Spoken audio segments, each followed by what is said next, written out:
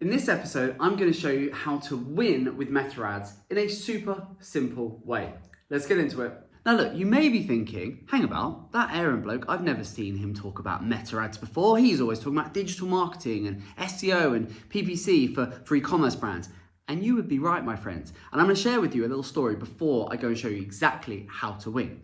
Because back in 2016 through 2018, so for a good 2 or 3 years, I did loads of Facebook ads as it was called back then. I did loads of the stuff, albeit for a lot of small businesses. And I did it very, very successfully, got some fantastic results, and it was really, really good fun. I really enjoyed it. And the parallels with Meta ads or Facebook ads, Instagram ads to Google, you know, they're uncanny. For a lot of people, if you know Google ads, it's very easy to sort of acclimatize and get used to running Meta ads. And back in a few years ago, 2016, 2017, 2018, I was doing a lot of Google, a lot of SEO, but I was also doing a lot of Meta ads. And then as the SEO side of Evergreen really started to sort of gain momentum and pick up, I sort of just put Facebook to one side. We were working with bigger and bigger brands, and it just kind of got left to one side, and I didn't really do it. I always sort of half had my hand in, but not really, to be quite honest. And it's only this year, 2023, where we, through demand of our existing clients, we have found ourselves just getting right back in the thick of Meta ads. And actually, it's been fantastic. And the way we got back into it was just our clients sort of saying, well, look, we're loving all the Google stuff. We want to be doing Meta ads. Frankly, it actually initially came from, look, our current agency is not doing a very good job with our Meta ad. Can you take it over? And we sort of said, well, okay, we'll have a look at it. And I'll be honest, it forced me to sort of go back and sort of dust off those old skills and go back in and thought, okay, this looks a little bit different now. And, you know, how does it, what's changed? What's the same? What's changed? And then the team sort of followed suit, and they too sort of immersed themselves in Meta ads over recent months. What we've come to realize is, whilst visually it's changed, the options have changed. I mean, you're massively restricted now in certain regards than you were a few years ago. And those of you who know Meta ads will know what I mean. Principally, the thing hasn't changed that much, particularly if you know Google ads as inside and out as we do. You know, the transition into Meta is actually pretty straightforward. And so that's what we've done. And so this year has been fantastic. We haven't really gone out and started saying, hey, we can do loads of Meta ads to anyone beyond our clients, because frankly, we want to get a year under our belt of actually just properly doing it, getting some great results, some great case studies. And then 2024, you will see us start talking more about Meta ads. But one of the great things that came out of this year is we've done it because we're running it now for a whole host of our clients and getting some incredible results, and it's added an invaluable additional string to their bow, which is just great. But one of, the most satisfying things about Meta ads, the more we've immersed ourselves in it and the results we've been getting, is actually, it hasn't changed that much, and it's actually really, really simple to compared to Google. Meta, we think, is pretty straightforward. And the principles back of what I was doing in 2016, 2017, 2018 have not changed. And now, like with all things, I see, there's some amazing people out there doing Meta ads, but also I see a lot of people really overcomplicating this stuff, like they do with SEO, like they do with Google ads. And, we have just, like we do with everything, sort of the evergreen ways to just really keep things simple and honest and ethical, and just kind of, just think commercially about the end result. And that's what we're doing in Meta, and it's working an absolute treat. And so in this video, what I want to do is just show you exactly what we're doing, how you can win with Meta ads. And when you're thinking about Meta ad, it boils down to running ads in 2 ways. There are 2 camps when it comes to Meta ads, and how we structure it for every single client, and how we kind of approach it in our minds. 2 ways, which I've sort of hidden under here, so you don't quite know what they are yet, but you all will be revealed. So the 2 ways to think about it are, the first side of Meta ads is prospecting, right? So prospecting means essentially going out, we're prospecting, we're looking for new customers. That is a massive part of what we do on Meta. Is we say, right, here's our brand that we're working with, and we want to go and attract new customers. And so that is very much one half of the Meta approach that we take. The other half, you can probably guess what it is, it's retargeting, right? And that is re-engaging those that have in some way engaged with our customer. They may have purchased from us before, they may have engaged with us, they may have just been on our website. It doesn't really matter. We look at it in a myriad of different ways, but principally we've got prospecting for new customers, people that don't maybe know of our brand, that have never purchased from us before, never visited us.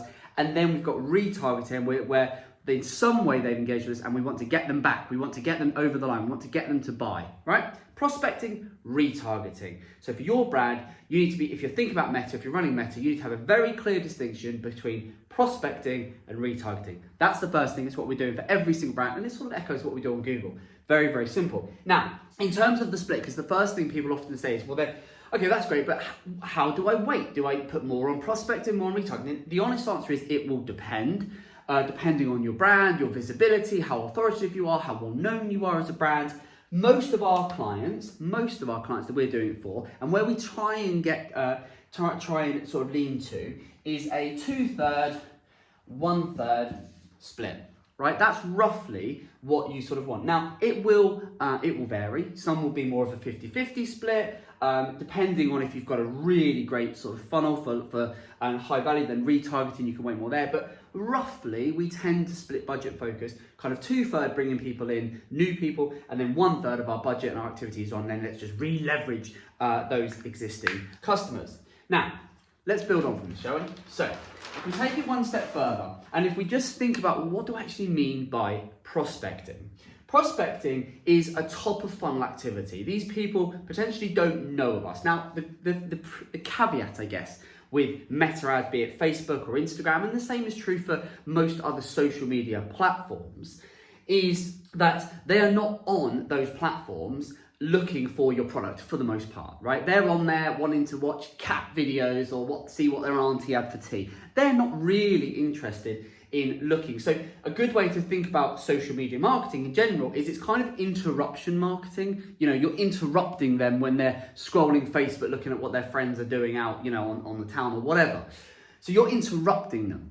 So, you know, when it comes to prospecting is they're not expecting to hear from you. They're not looking for you. So what you've got to do, and a great way to think about it, varies brand to brand, but is, you know, the best ways are introducing your brand, right? You're introducing your product, you're introducing your service, you're introducing yourself. Now, there are a myriad of different ways, and I can't sit here on this video and tell you, or stand here, should I say, and tell you on this video what's right for your brand and what's not. But if you're thinking about prospecting and understanding these are new people, they're not looking for you, they don't necessarily have an interest in buying your product, you don't often want to go in for the cold hard sell. Sometimes you can, and sometimes we are absolutely doing that. But often it can be, some better approaches can be thinking about, we need to introduce our brand. We need, you know, sometimes we go after the lifestyle element and we really want to sell in and get in that initial engagement through a lifestyle angle. Sometimes it can just be straight up discounts, offers, incentives, this, wow, I can't afford to miss this. I wasn't looking for it, but oh my days, this is amazing, whatever it might be. But principally, it's new customers and it's a top of funnel activity. So they're not looking for you, and we want to put the brand in front of them or put the product, the service, whatever it might be, and they want to see if it piques their interest, see if they take an action, see if they engage. And there's lots of different ways of approaching this, but it's important to remember and to make the distinction between prospecting and retargeting, and thinking of it as a top of funnel activity to get eyes on the brand of people that not necessarily know you or have any interest in your product at this stage. Hopefully that makes sense. Now, if we build on from this, look specifically at Meta. Remember, all of this is exactly how we're approaching it here at Evergreen, right?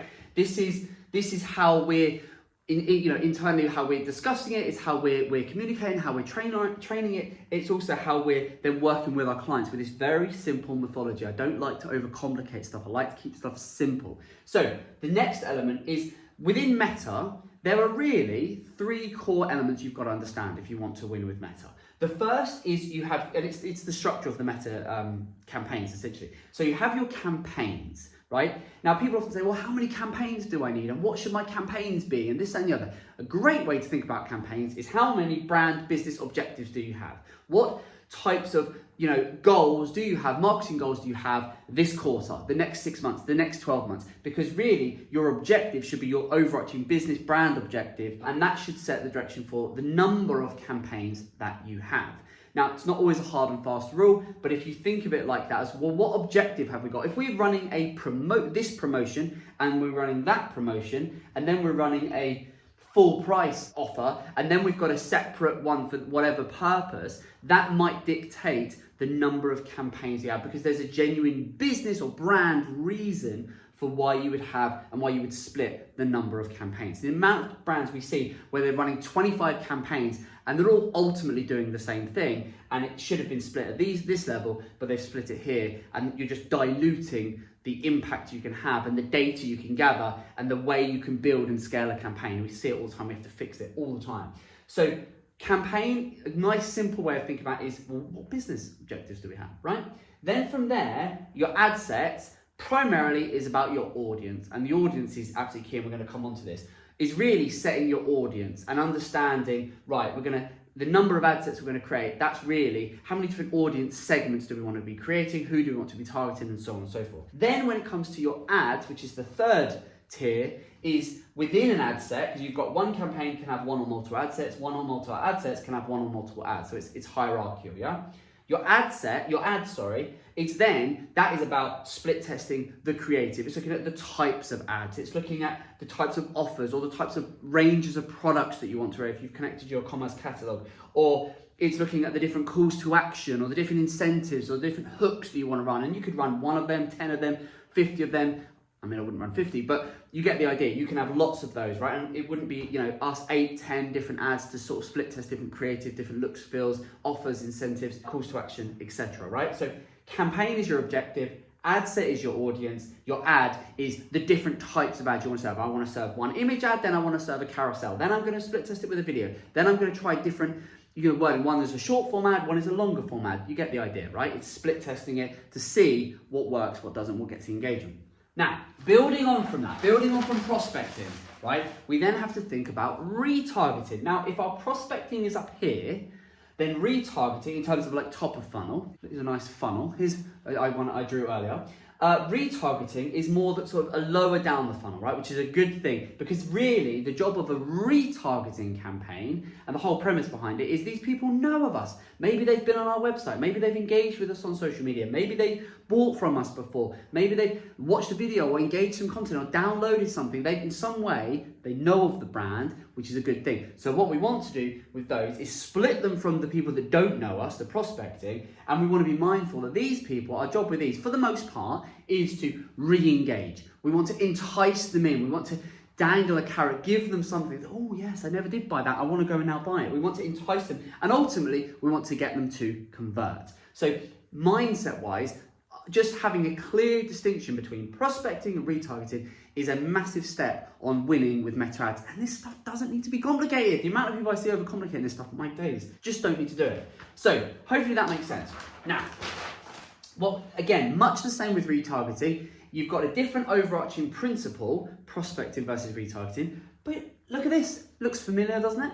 Yes, because the campaigns with the objectives, the ad sets with the audiences, and the ads with the different types of ads, exactly the same principle, exactly the same. That doesn't need to change. So the structure you're building, the what you're going to do, the how you're going to do it, doesn't really need to change fundamentally, because what we need to focus on is the next step. So the structure of how many campaigns, now you'll probably have fewer, you might not, but you might have fewer ad sets, and most likely fewer campaigns, because the overarching objective is that retargeting. You might be retargeting different business aims, goals, promotions, whatever you're running. You get the idea, right? Now, the absolute key to winning with meta ads is in the ad set, if you ask me. And this hasn't changed. This was exactly how I was doing it years ago, and it hasn't changed, which is just fantastic. The ad set is absolutely key, because within the ad set is where you set your audience. And your audience is where you make the clear distinction between prospecting and retargeting. You could have at the campaign level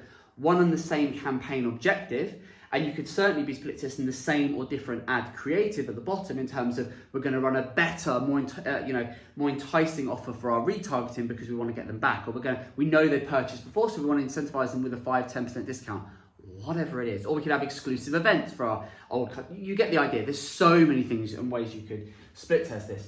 So then it's about understanding the difference between prospecting and retargeting. Now, prospecting, and this is not everything, it's not an exhaustive list, but these are some of the key characteristics. Within prospecting, what you will typically see within the audiences, and a great way to win, is leverage the stuff that will come on into retargeting to create lookalike audiences, right? You've probably, if you in any way, shape, or form have any experience in your brand using meta ads, you're going to know what a lookalike audience is. It's using the algorithm to say, I want more of people like these, please. Powerful thing. It's not as good as it used to be, but hey, we'll run with it while we have it. You've then also got detailed interest targeting. Essentially what that is it's based on the limitations you have within the system. You can search and find based on different life events, different characteristics, different traits. You can try and define the ideal customer avatar who would buy your product, the people you want, so if you know your product, you really want to get luxury shoppers, or you really wanted people that have just moved, or equally you can even put in some competitors in here. If you've got some key big player competitors, you can pop those in and say people that have been on websites like this or engaged with these types of brands. There's lots of options in there. You need to just go and explore these lots of different categories. You can go and have play, and you can actually find some really good little gems in there that will give you interests that the algorithm, that the meta ads algorithm will look at and go, okay, they want to get in front of more people that have these types of intentions, that have these types of interests, that are these types of characteristics. Yeah, so you can play with that, and you can have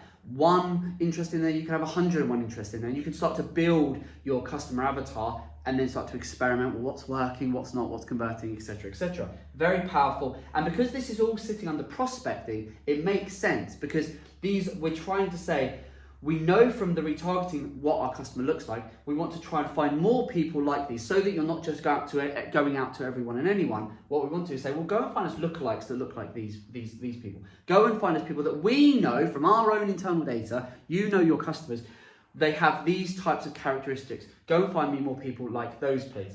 Then you've also got your basics, your geo-targeting, your location targeting. So if you have physical stores as well as an online presence, you might want to have campaigns that are more tightly focused around the region, a 20, 30 kilometer mile radius around your stores, right? A lot of our retail clients do exactly that. And then they weight it accordingly as they go further afield.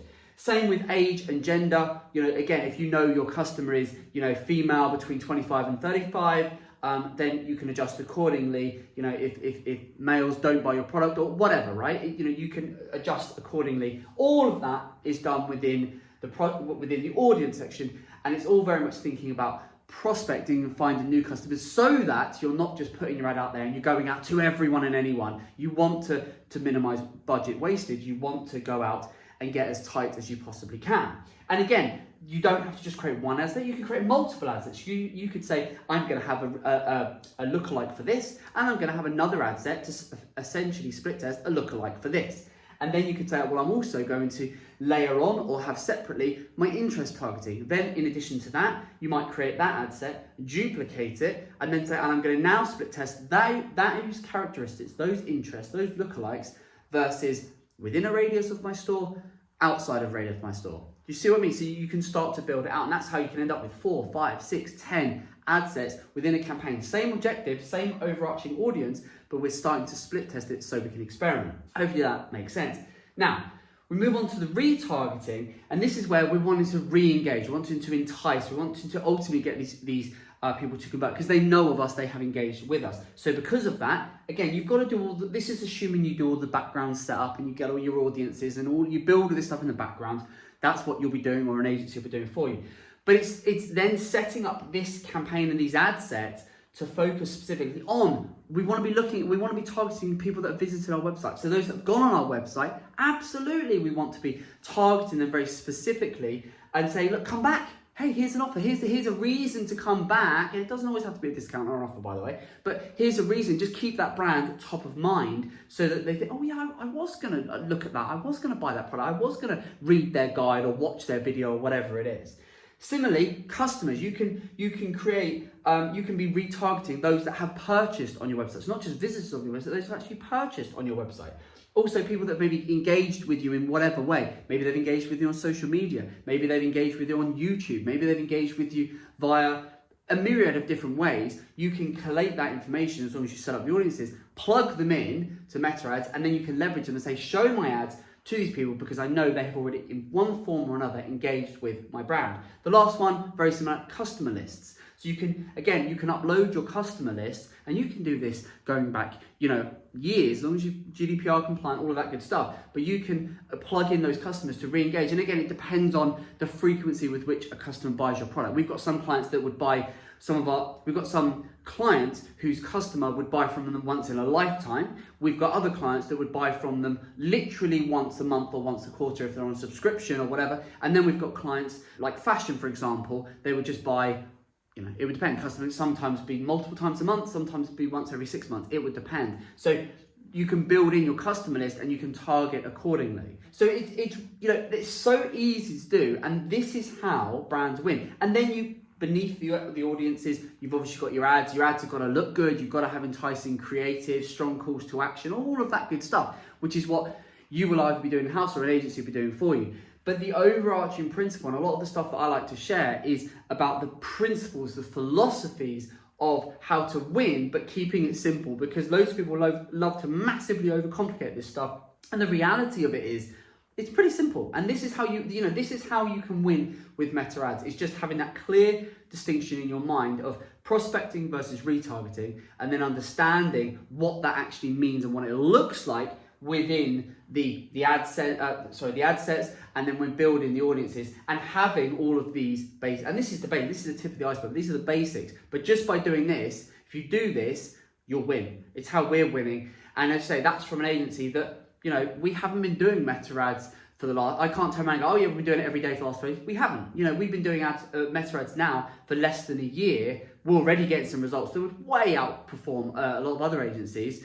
We're getting some great results because we're just keeping it really, really simple, and we're just working through a very methodical process. And now we're adding that as a string to our bow as an agency. We're able to even better support these e-commerce brands that we're working with, because now, and here's a little sort of thing just to end the video, is you can expect to see, if you watch this video, depending on when you watch it, but right now we're coming to the end of 2023. In 2024, you will see Evergreen be positioning ourselves as an agency that as part of our paid media offering, we now provide meta ads as well as all the Google stuff, and then we're actually going to be even looking at getting in other advertising platforms, which I'm not going to show you what they are yet, but we're already exploring those as well.